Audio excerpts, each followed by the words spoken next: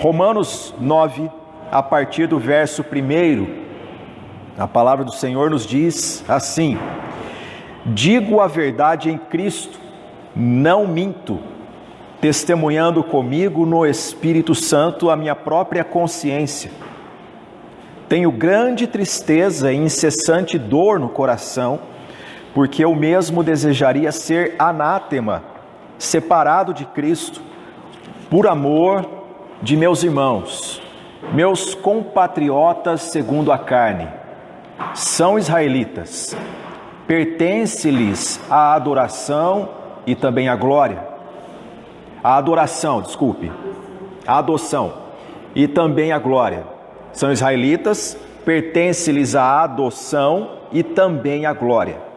As alianças, a legislação, o culto e as promessas. Deles são os patriarcas, e também deles descende o Cristo, segundo a carne, o qual é sobre todos, Deus bendito para todos sempre. Amém. E não pensemos que a palavra de Deus haja falhado, porque nem todos os de Israel são, de fato, israelitas. Nem por serem descendentes de Abraão, são todos seus filhos.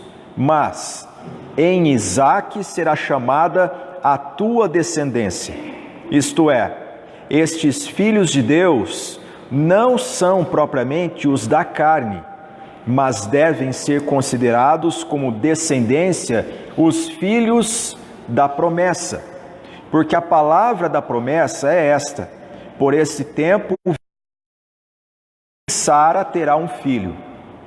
E não ela somente, mas também Rebeca, ao conceber de um só, Isaque, nosso pai, e ainda não eram os gêmeos nascidos, nem tinham praticado o bem ou o mal, para que o propósito de Deus quanto à eleição prevalecesse, não por obras, mas por aquele que chama. Já fora dito a ela: o mais velho será servo do mais moço. Como está escrito: amei Jacó, porém me aborreci de Esaú. Que diremos, pois? A injustiça da parte de Deus? De modo nenhum. Pois ele diz a Moisés: terei misericórdia de quem me aprouver ter misericórdia, e compadecer-me-ei de quem me aprouver ter compaixão. Assim, pois, não depende de quem quer ou de quem corre, mas de usar Deus a sua misericórdia. Porque a Escritura diz a Faraó: para isto mesmo te levantei, para mostrar em ti o meu poder e para que o meu nome seja anunciado por toda a terra. Logo, tem ele misericórdia de quem quer e também endurece a quem lhe apraz. Esse é um texto bíblico que deve ser lido no contexto que ele foi posto. Ele está dentro da carta do apóstolo Paulo aos Romanos, que nós já viemos meditando há um ano, e ele fala do assunto doutrinário que as pessoas gostam muitas vezes de gerar controvérsias. Eu não quero nesta aula falar de controvérsias, eu quero simplesmente expor este assunto biblicamente para os irmãos. As controvérsias não edificam. Os debates teológicos, eles têm a sua sala, mas ninguém é edificado por debate. Nós somos edificados pela palavra exposta da forma como está proposta na Escritura. Lembremos-nos de que o apóstolo Paulo, ele está falando aqui sobre um assunto peculiar, que é o ato soberano de Deus em eleger pessoas, sim, para a salvação. E esse assunto, ele gera polêmica quando ele é tratado de forma irreverente e humana, em toda a sua extensão. Quais são os pressupostos que nós temos para chegar nesse assunto da eleição? Essa que é a doutrina tão evitada pelas pessoas. A pessoa, ao ler a palavra e chegar nesse ponto doutrinário que é a eleição, pular esse assunto na Escritura e ir para assuntos de interesse pessoal e pensar, isso aí dá controvérsia, eu não vou nem ler. Só que nós precisamos ter uma atitude reverente diante da palavra do Senhor. Veja comigo, primeiramente, Paulo, nos capítulos 9 ao 11, até o capítulo 8, nós viemos acompanhando o raciocínio dele falando sobre o assunto da justificação pela fé. E no capítulo 9, 10 e 11, ele trata especificamente da eleição de Deus para a salvação. A salvação, ela não depende do homem, não é um ato de vontade humana. A salvação é uma obra de Deus, é Deus quem salva, é Deus quem decide salvar, é Deus quem leva a salvação à sua concretude. E a salvação operada pelo Senhor Deus, ela dá segurança ao crente. Eu sou salvo pela graça de Deus. E tudo quanto Deus faz é bom, perfeito, agradável, é santo. Não há intervalos. Aquele que começou a boa obra há de completá-la até o dia de Cristo. E quando Paulo fala sobre isso na carta aos Filipenses, ele está falando sobre salvação. Deus, ele começou a sua boa obra em nós e ele há de completá-la. Ninguém fica sem a obra de Deus parado no caminho e depois é cobrado. Não. A Bíblia nos ensina que o Senhor Deus é a pessoa principal, é o agente da salvação. Note bem que há duas afirmações que o apóstolo Paulo faz no capítulo 9 de Romanos. A primeira afirmação que ele coloca, que está nos versículos 4 e 5, vamos ler novamente? Ele diz sobre o amor que ele tem pelos israelitas, e ele como israelita, ele chega a fazer um discurso de que ele poderia ser extirpado dessa realidade salvífica. É um discurso de Paulo, aqui ele não está dizendo que ele vai fazer isso ou que Deus fará isso, mas ele diz que no que diz respeito à salvação de todos os demais, ele tem um amor ao ponto de desejar que ele. E ele fala, são israelitas, pertence-lhes a adoção e também a glória, as alianças, a legislação, o culto e as promessas. Deles são os patriarcas e também deles descende o Cristo, segundo a carne, o qual é sobre todos, Deus bendito para todo sempre. Amém. E não pensemos, versículo 6, que a palavra de Deus haja falhado, porque nem todos os de Israel são de fato israelitas. Aqui as afirmações que ele nos tem a sua aliança com o povo de Israel. Ponto. Deus não desistiu da nação de Israel. Os israelitas não foram esquecidos por Deus. Não foram. O Senhor Deus é eterno, a sua palavra é eterna, e o Eterno fez uma aliança com Abraão, com Isaac e com Jacó. E essa aliança o Senhor até hoje ele a tem com este povo, porque através deste povo ele deu a sua palavra, os seus oráculos foram proclamados e todas as nações da terra foram abençoadas pela vinda do Salvador no seio dessa nação. A segunda afirmação que o apóstolo faz é que Israel é mais do que os descendentes pela linhagem genealógica de Abraão. Ele diz, dos versos 6 a 8, que todo aquele que é chamado por Deus, segundo a promessa feita a Abraão em Isaque, então os filhos da promessa é que são Israel para Deus. E aí eu chamo a sua atenção, que você já leu a Bíblia, o Antigo Testamento, e você viu durante o Antigo Testamento episódios em que houve pessoas da nação de Israel que se comportaram de forma arrogante, orgulhosa contra o Senhor Deus, rebelando-se contra Deus, e o texto lhe deixa muito claro que aquelas pessoas não tinham o Espírito do Senhor e elas se perderam. Alguns exemplos nós temos.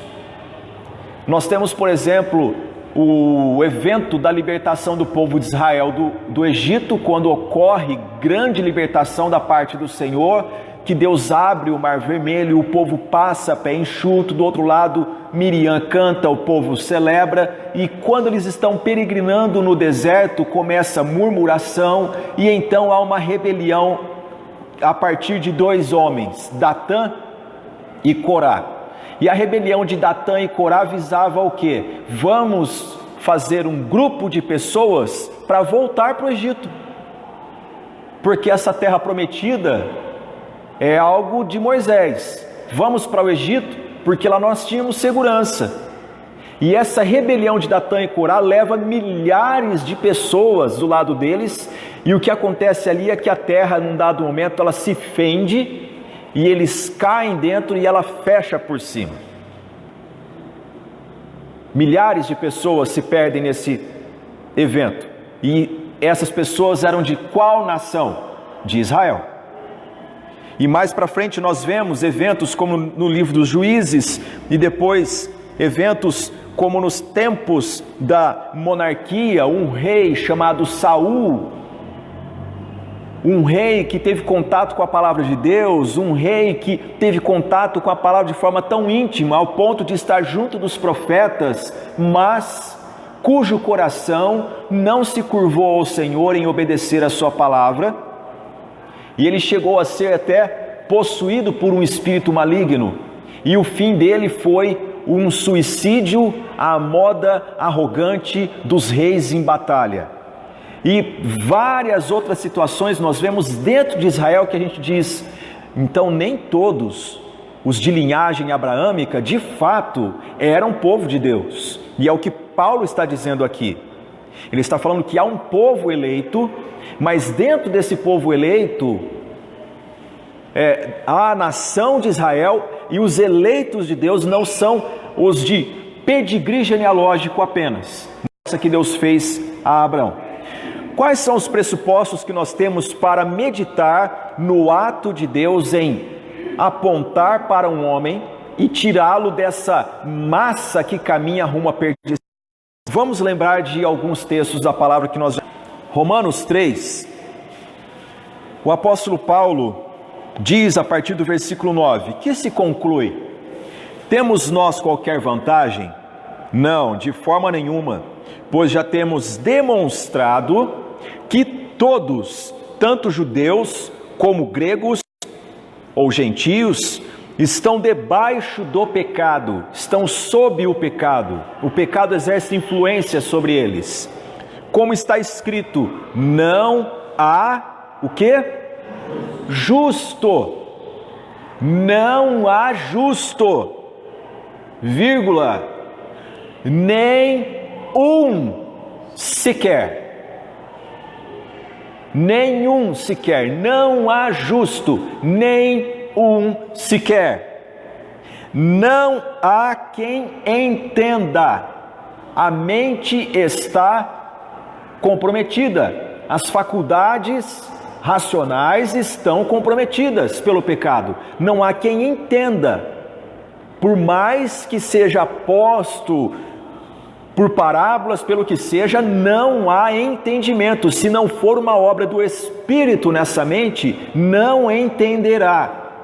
E Paulo continua: não há quem busque a Deus. Não há. Então o que há? Ele no versículo 12 nos diz: todos se extraviaram. O que significa todos? Todos. Ficou nenhum, né, gente? Todos se extraviaram. A uma se fizeram inúteis. A palavra grega utilizada por ele aqui para inúteis é a mesma que era utilizada para o leite quando azedava. Para que serve? O leite era preciosíssimo naquela época, alimento, mas quando o azedo... E aqui a palavra é exatamente essa, ou seja, como se fosse uma assembleia, uma coletividade que dissesse, vamos tomar esta decisão juntos, e se fizeram inúteis, não dá gosto para Deus. Essa é a ênfase. Não há quem faça o bem, não há nenhum sequer. E aí nós evoluímos na reflexão com o apóstolo Paulo até o versículo conhecidíssimo, versículo 23, que ele diz, pois todos pecaram e carecem da glória de Deus. Meus irmãos, reflita comigo. A Bíblia diz que todos pecaram. Se desde Adão e Eva, nossos primeiros pais, que arbitrariamente decidiram, foram os únicos que tinham essa capacidade de ter um arbítrio que era imparcial, eles escolheram se rebelar contra o Senhor Deus.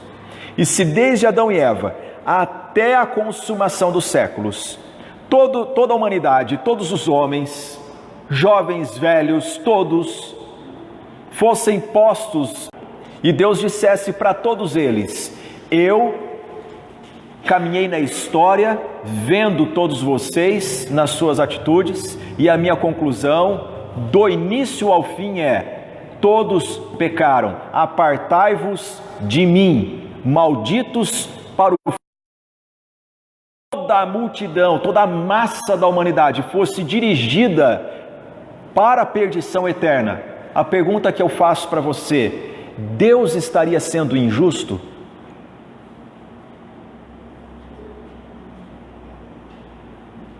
Não, porque todos pecaram, todos se rebelaram, se afastaram do Senhor Deus, e nós temos maturidade suficiente para saber disso com a nossa própria experiência.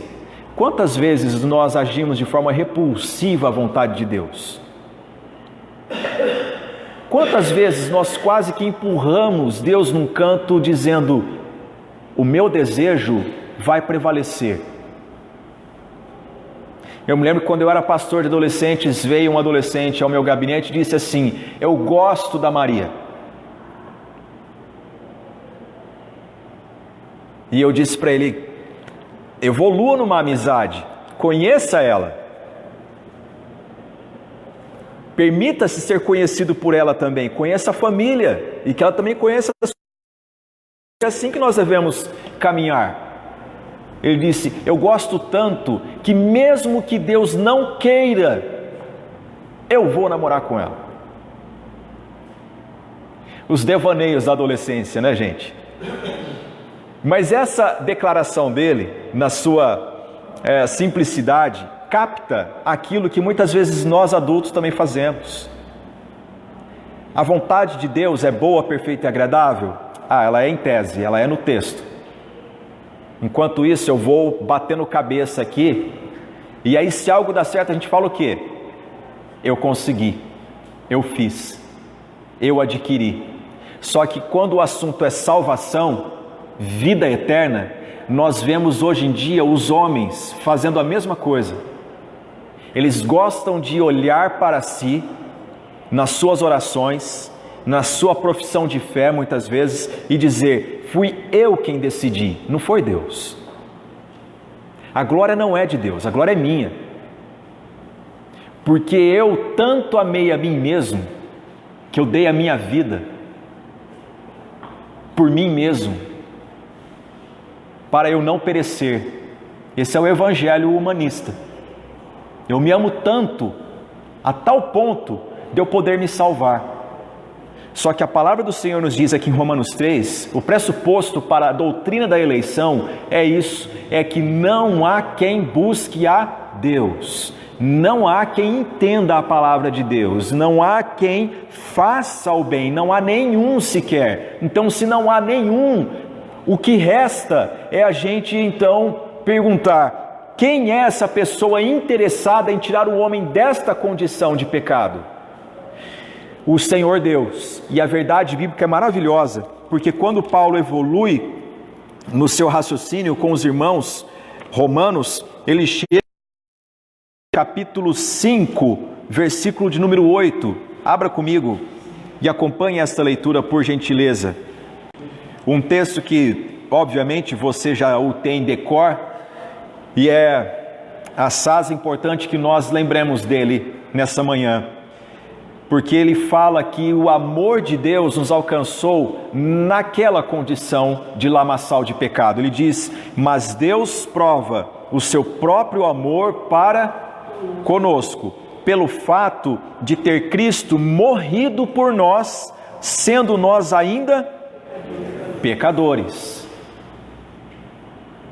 Nós ainda naquela condição, Deus, ele teve a iniciativa de vir manifestar a sua salvação. E aí entra o assunto que nós estamos estudando, que é esse ato de Deus de se envolver com a mazela humana nessa massa de pecado, e Deus escolher sim pessoas para a salvação, para o louvor da sua glória. Porque se Deus nos deixasse para escolher pela salvação, meus irmãos, nenhum de nós estaríamos aqui. As ofertas que nós recebemos, a concupiscência dos olhos que está constantemente diante de nós, a pressão que o mundo e a combinação do mundo e a nossa natureza carnal são tão fortes que nós estaríamos nessa condição de não buscar a Deus jamais. Mas como que nós explicamos que num dado momento uma pessoa, ela é quebrantada, ela se humilha perante um Deus que ela não vê, que ela nunca viu, e ela passa a caminhar em amor por esse Deus e decide viver uma vida de integridade por amor a esse Deus. Isso é uma obra misteriosa que Deus realiza no coração do homem pecador. Voltemos para Romanos capítulo 9, que é o nosso texto básico desta aula. Ao dizer que nem todo Israel é povo de Deus, ele tende a desenvolver biblicamente o tema da misteriosa ação de Deus em sua vontade santa, misericordiosa, que é a eleição. E ao tocar nesse assunto, ele argumenta que nem todos os descendentes de Abraão foram ou serão salvos, e coloca diante de nós um fato familiar. Ele vai falar sobre Israel, ele tem que falar desde os patriarcas, e ao eleger a nação de Israel para tratar, ele traz então uma família em especial para exemplificar que nem todos são e serão. E desta família ele pega gêmeos. Mas doutrinariamente falando, nós pensamos assim: o que beneficia um, obviamente, vai beneficiar o mais próximo, o mais íntimo, o mais companheiro de ventre que há. E o apóstolo Paulo traz esta reflexão. Ele argumenta que os Esaú e Jacó são um exemplo para nós dessa doutrina que é Deus elegendo para a salvação, para o louvor da sua glória, para que ninguém se glorie diante de Deus. Aquele que se gloriar, glorie-se no Senhor, em sua graça, por colocar o seu dedo sobre o homem e tirá-lo dessa multidão que caminha à perdição. Ele diz no versículo de número 11: e ainda não eram os gêmeos nascidos. Imagine isso. Não eram os gêmeos nascidos, nem tinham praticado o bem ou o mal. Qual é o critério para que a gente diga que uma pessoa é boa ou não? É a sua conduta. E eles ainda estavam no ventre, não tinham praticado o bem e o mal. Abre parênteses. E o propósito de Deus, primeira coisa, a doutrina da eleição é um propósito de Deus. ela não pode ser evitada, ela não pode ser pulada, ela deve ser reverentemente meditada e nós devemos tributar glória a Deus por sua iniciativa de salvar-nos. Propósito de Deus quanto à eleição prevalecesse. Meus irmãos, esse propósito prevalece. Prevalece. É propósito de Deus e ele prevalece. Qual a importância de nós meditarmos de que esse propósito prevalece? É que mesmo que o homem diga, eu não quero, o Senhor não faz segundo o coração do homem, que é enganoso e pecaminoso. Vocês se lembram do apóstolo Paulo? Paulo era da tribo de Benjamim. Paulo era israelita. Paulo foi educado na lei mosaica, educado aos pés de Gamaliel, da escola de Hilel, dos grandes sábios da tradição judaica daqueles tempos.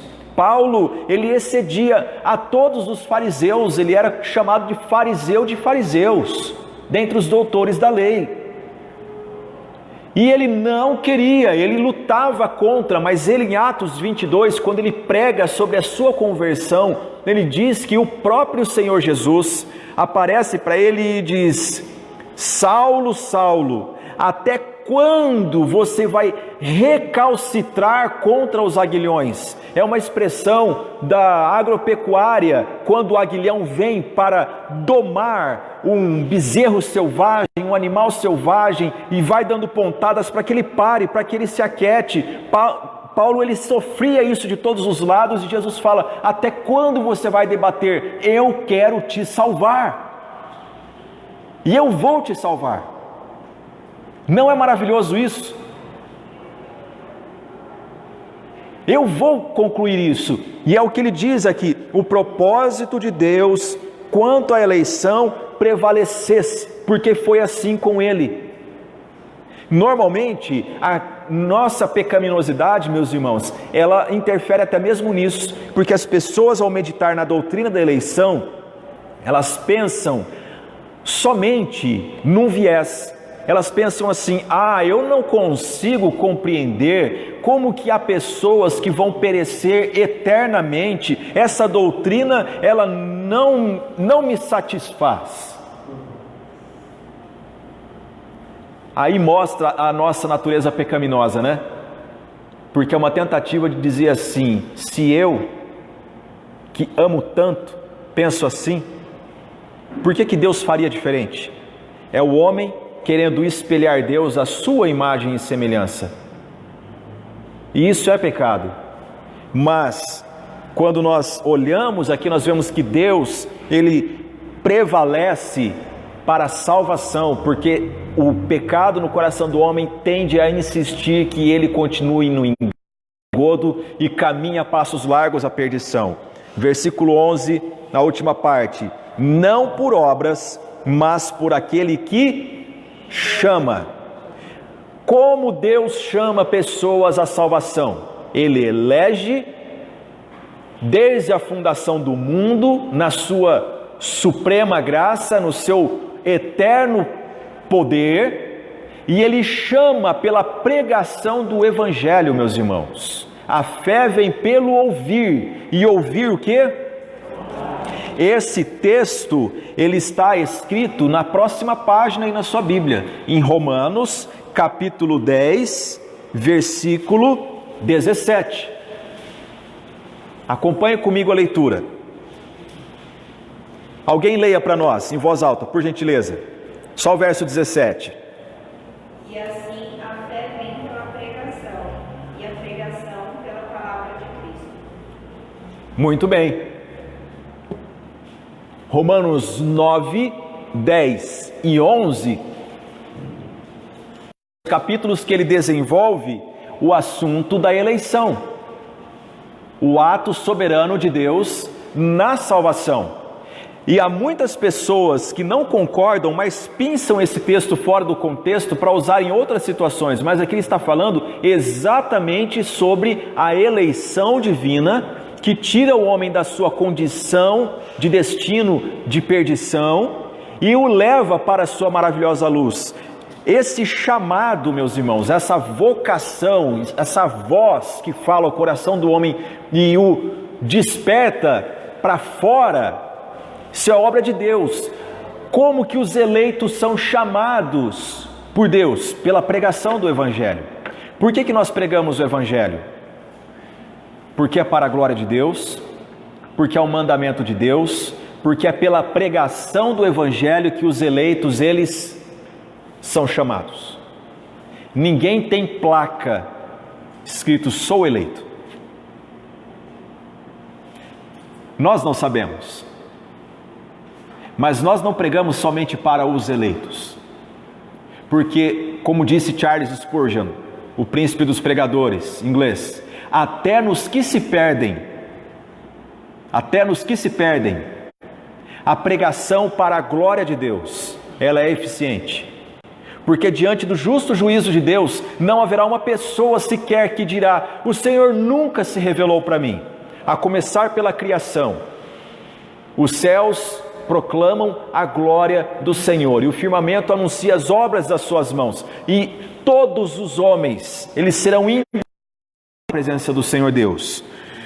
Posto isso, nós caminhamos, Romanos 9, versículo 14, o apóstolo Paulo faz uma pergunta, que diremos, pois? Há injustiça da parte de Deus? De modo nenhum. Tudo quanto é pergunta, gente, que emana da autossuficiência humana, Paulo imediatamente responde em Romanos com um peremptório de modo nenhum. Não dá brecha para argumentação e para discussão.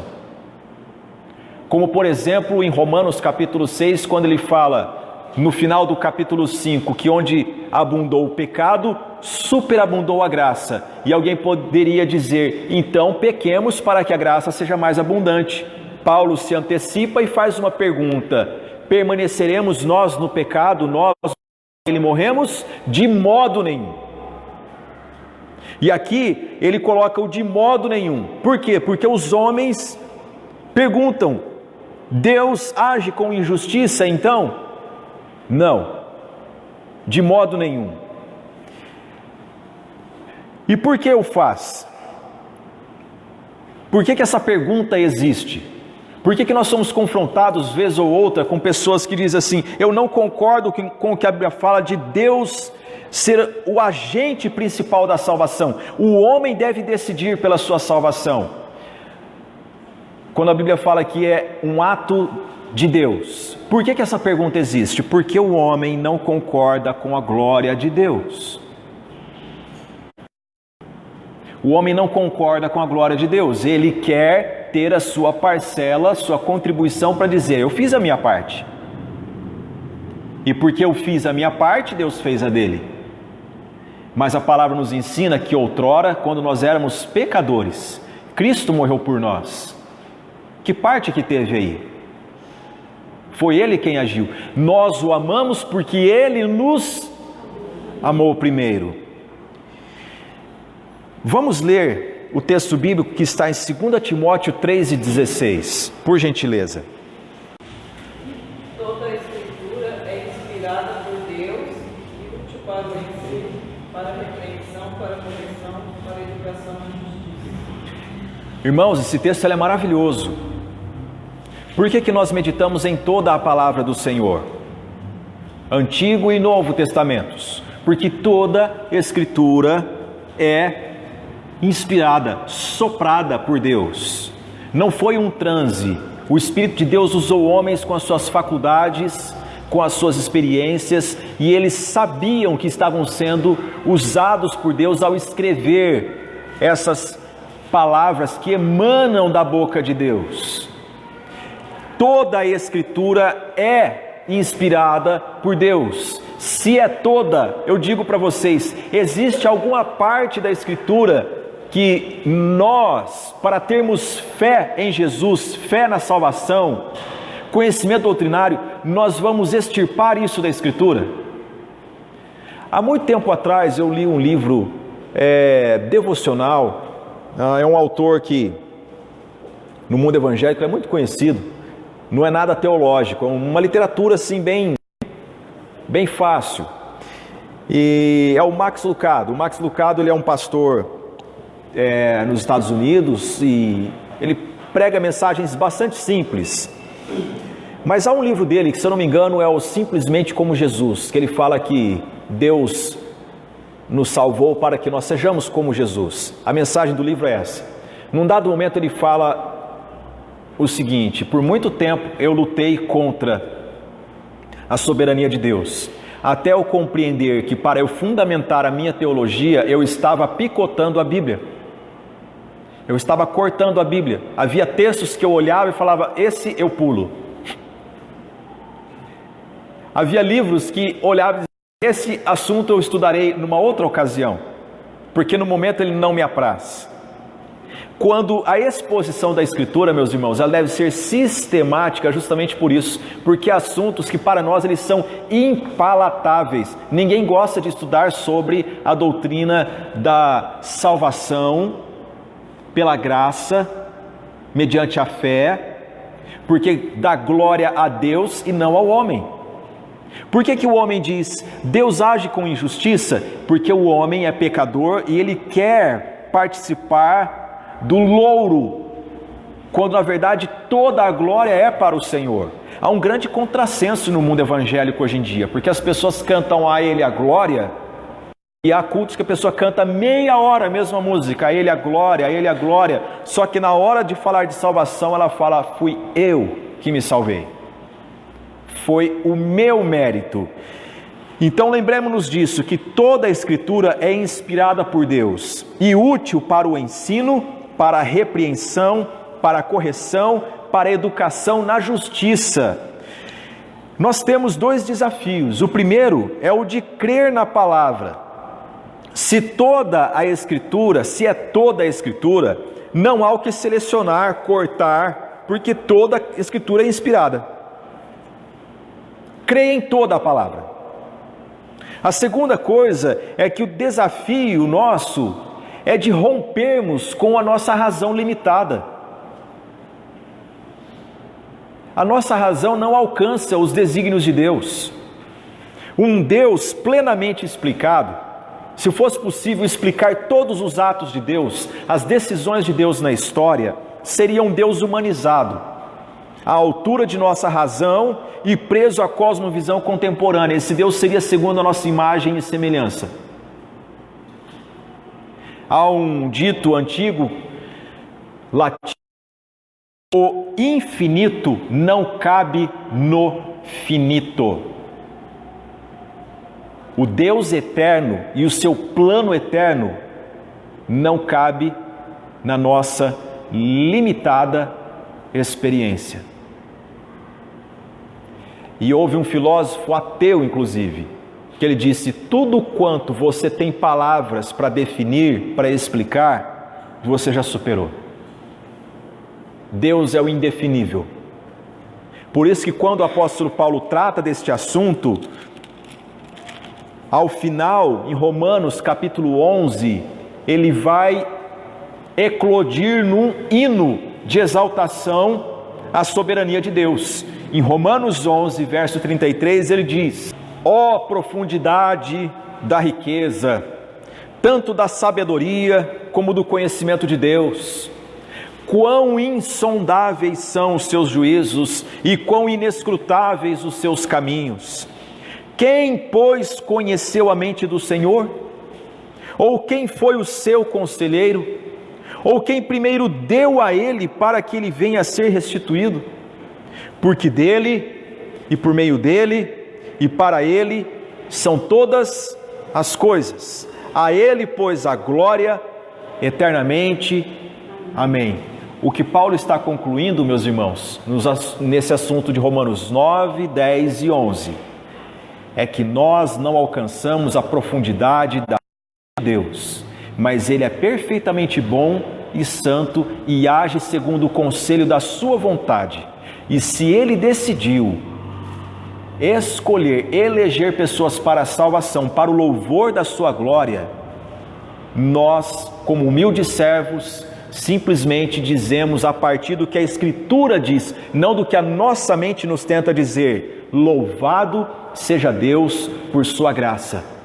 Eu me submeto à sua palavra e eu creio na sua dadivosa salvação. Essa deve ser a atitude do crente. Agora, qual é o problema do homem com o assunto da eleição? É que muitos dizem, eu não consigo entender como que um Deus que é amor permite pessoas à perdição eterna.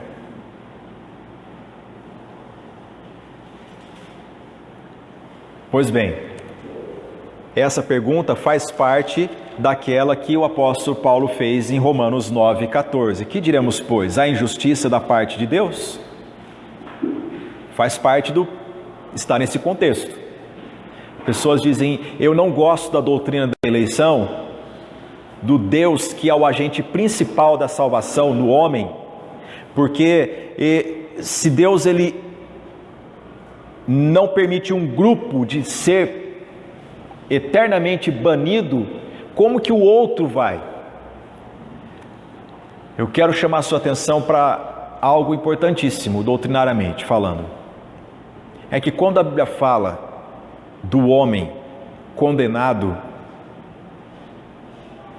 no inferno, esta pessoa não está lá no inferno arrependida. Há homens orgulhosos, arrogantes, homens que ainda resistem a Deus, resistem à sua palavra, e por isso eles estão lá.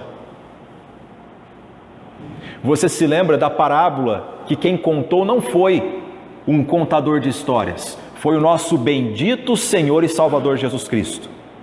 A parábola do rico e Lázaro. Em nenhum momento o homem rico demonstra humildade, mas ele age para com o Senhor Deus, ele que está no lugar de tormento e vendo a sua desconfortável situação eterna, ele age para com Deus, mandando em Deus, ordenando que Deus mande alguém na casa dele. E quando o Senhor Deus fala, eles têm a palavra de Deus, a lei e os profetas. É um homem que resiste à palavra, é um homem que resiste a Deus. Então, saibamos o seguinte, que na doutrina da eleição, quando alguém pergunta ou resiste dizendo, eu não consigo compreender que Deus vá permitir que pessoas sofram essa penalidade. Lembre-se que Deus é todo amor, e todo aquele que invocar o nome do Senhor será salvo. Todo aquele que tiver uma evidência genuína de arrependimento, segundo a Escritura, essa pessoa não vai ter esse destino, mas lá nesta condição, toda a Escritura nos aponta que os homens estão numa condição de tormento eterno, resistindo a Deus, orgulhosos e não abandonaram o seu pecado.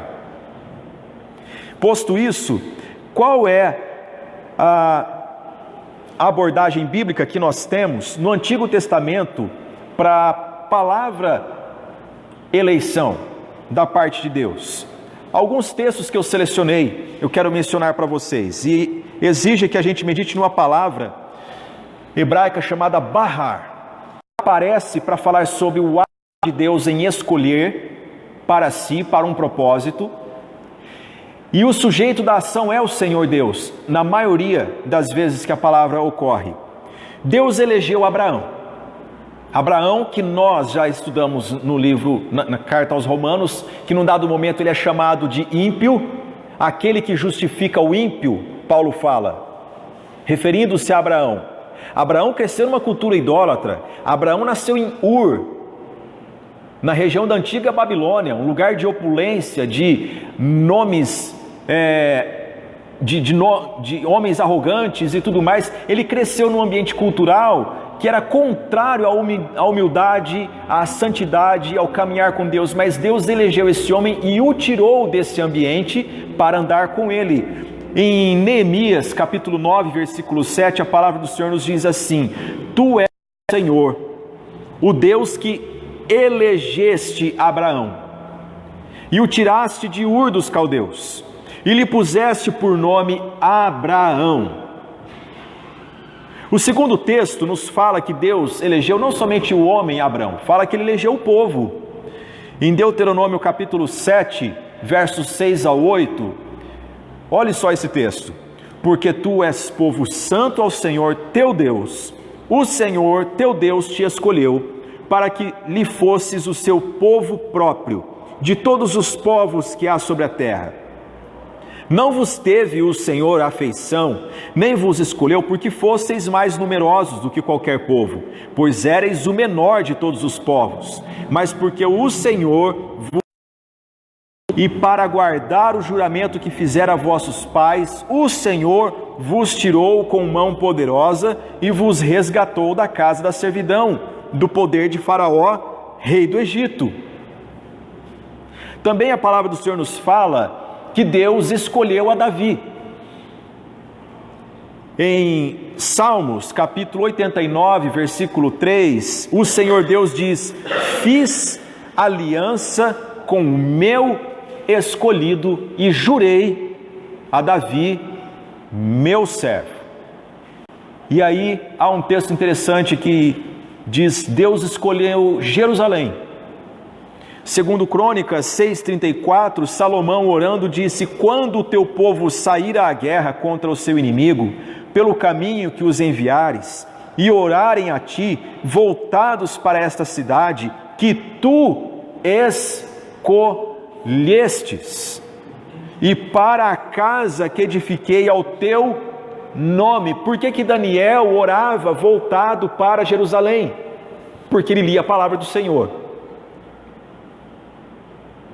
E no Novo Testamento, o que nós temos? O Novo Testamento nos diz, em Lucas 9, verso 35, o seguinte: o Senhor Deus falando em voz audível: este é o meu filho, a respeito de Jesus, o meu eleito, a ele ouvi. São textos bíblicos que estão dizendo que Deus livremente aponta e escolhe para o seu propósito. Em Atos 13:17, Paulo pregando diz: o Deus deste povo de Israel escolheu nossos pais e exaltou o povo durante a sua peregrinação na terra do Egito, donde os tirou com braço poderoso. Em Mateus 22:14, há um texto que muitas pessoas citam. É imã de geladeira, é camiseta, é bordado em boné, é tudo. Mas ele está nesse contexto. Elege pessoas para entrar nas bodas, na sua festa e participar do seu reino, porque muitos são chamados, mas poucos escolhidos.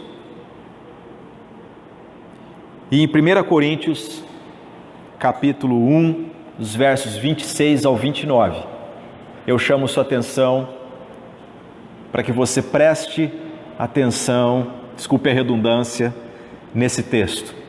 Paulo diz: irmãos, reparai, pois, na vossa vocação.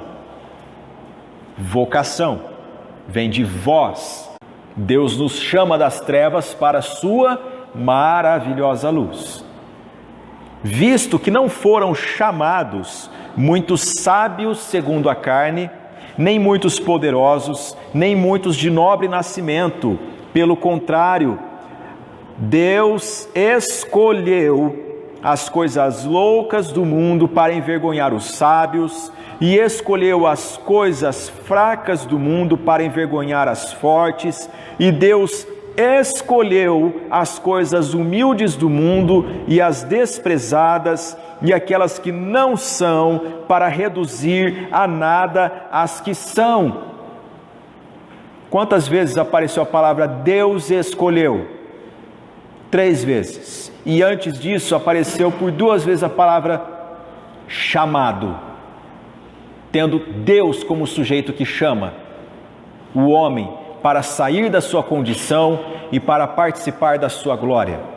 A última frase do verso 29 você tem que grifar.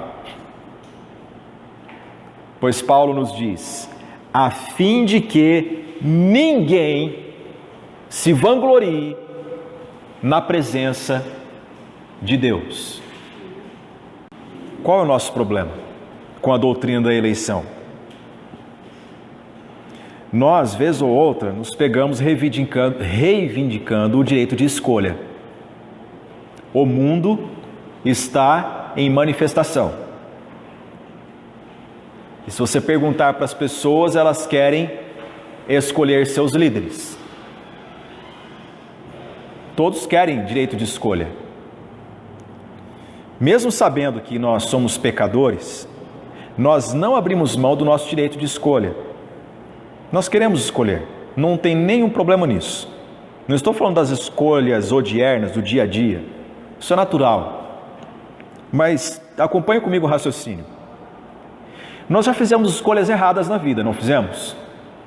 Muitas, não? Já fizemos. Mas mesmo que nós tenhamos feito escolhas erradas, nós continuamos escolhendo, procurando coisas para escolher, vendo as alternativas.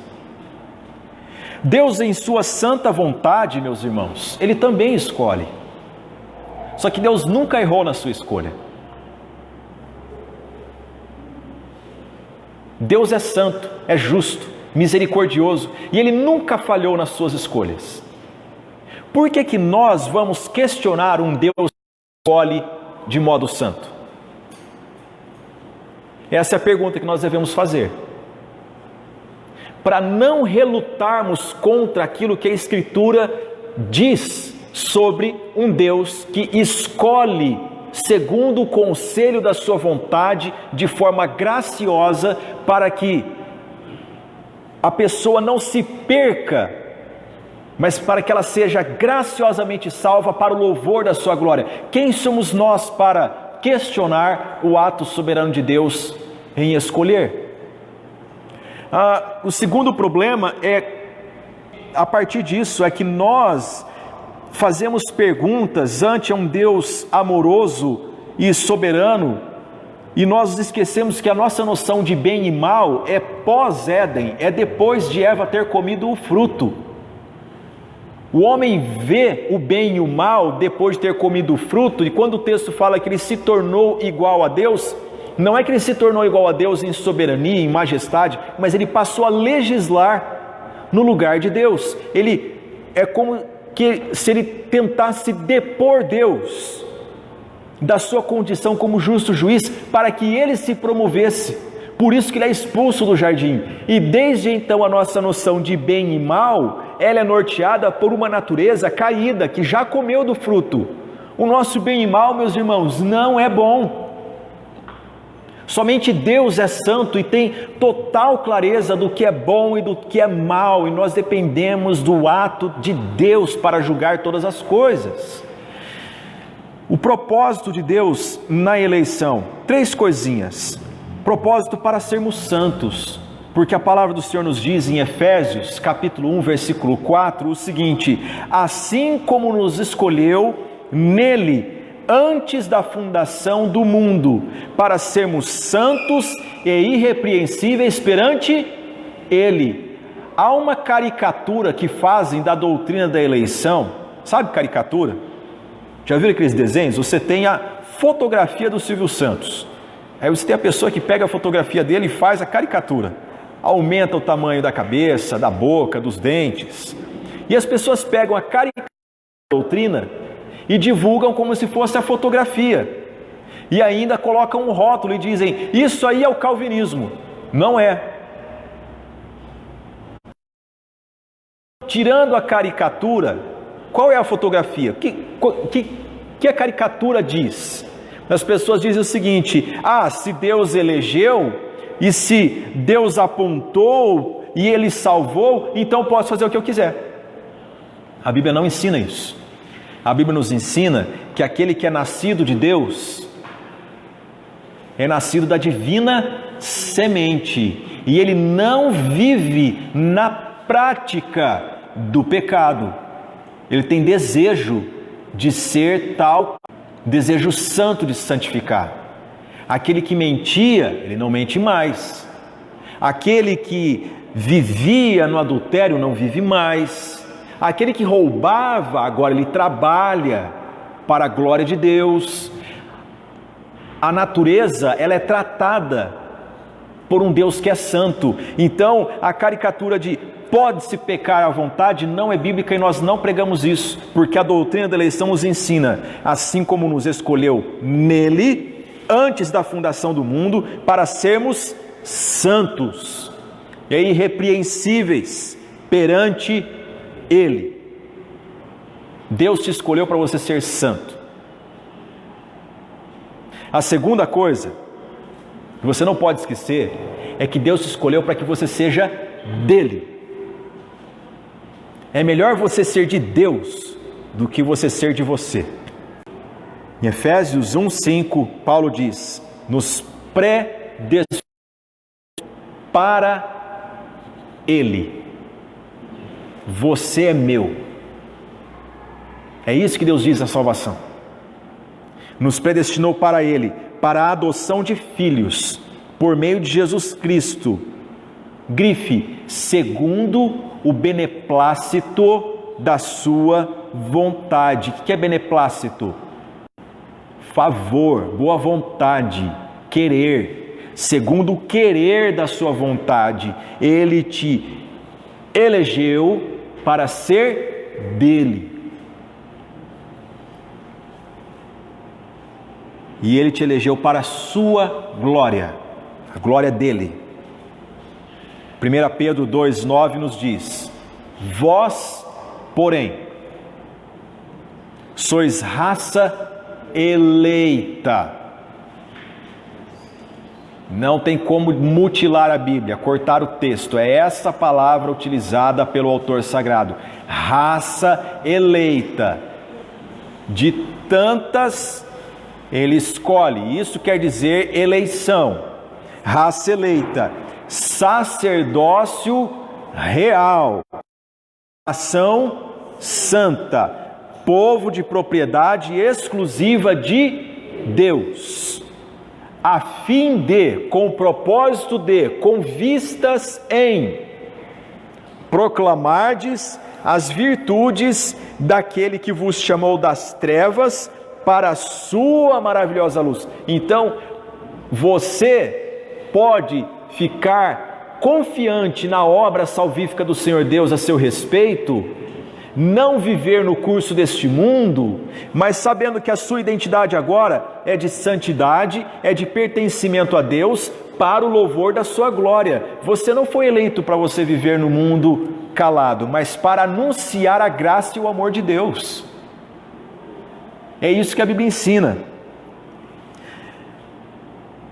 Meus irmãos, por definição, a doutrina da eleição, teologicamente, ela é sintetizada da seguinte forma: podemos dizer que a eleição eterna de Deus, por meio do qual Ele decretou, livre, soberana e misericordiosamente, salvar em Cristo Jesus um determinado número de homens, dentre toda a raça humana, voluntariamente caída, aplicando no decorrer da história a sua graça redentora, capacitando-os pelo Espírito Santo a responderem com fé à mensagem redentora de Cristo, sendo preservados assim até o fim. A doutrina da eleição faz com que nós vivamos em santa confiança. Aquele que começou a boa obra há de completá-la. Eu não serei deixado no caminho. Se eu tiver algum tropeço, eu posso me levantar e prosseguir firme, caminhando para o alvo, porque Deus me escolheu para ser dele, não para que eu fique caído, moribundo no caminho desse mundo, na perdição. Essa é a nossa aula de hoje sobre a doutrina da eleição.